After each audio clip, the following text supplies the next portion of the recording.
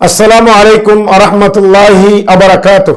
ইন্নাল হামদুলিল্লাহি ওয়াহদাহ ওয়াসসালাতু ওয়াসসালামু আলা মান লা নাবিয়্যা বা'দা আম্মা বাদ। ইউনাইট টিভির পক্ষ থেকে আন্তরিক শুভেচ্ছা ও মোবারকবাদ জানিয়ে আমার আলোচনা শুরু করছি। সম্মানিত দর্শক ও শ্রোতা মণ্ডলী, আমার আলোচনার বিষয়, আমরা সিয়াম রাখি, কিন্তু এই সিয়াম রাখার পরেও আমাদের সিয়াম কেন কবুল হবে না?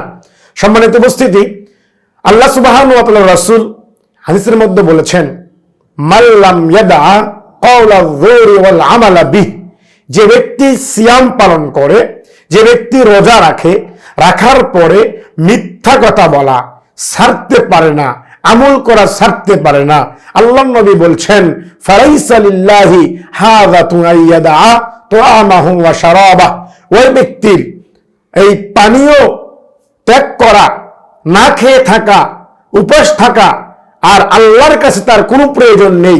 সম্মানিত উপস্থিতি, আমরা বুঝতে পারলাম যে আমরা যারা সিয়াম পালন করব, এই সিয়াম যদি আমরা আল্লাহর কাছে গ্রহণযোগ্য নিয়ে করতে চাই বা আল্লাহর কাছে কবুল করতে চাই, তাহলে সিয়াম অবস্থায় কোশ্চেন কালেও কখনো কোনো সময়ে মিথ্যা কথা বলা যাবে না এবং ঝগড়াঝাটি করা যাবে না।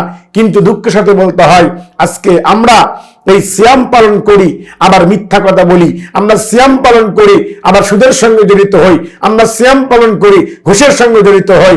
সম্মানিত উপস্থিতি, বলতে চাই, আপনাকে আমাকে পরিশুদ্ধি করতে হবে, অন্তরকে সুন্দর করতে হবে, ভালো করতে হবে।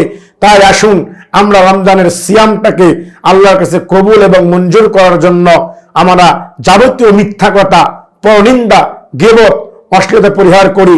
আল্লাহ আমাদের সিং, আল্লাহুম্মা আমিন। আসসালামু আলাইকুম ওয়া রাহমাতুল্লাহি ওয়া বারাকাতুহু।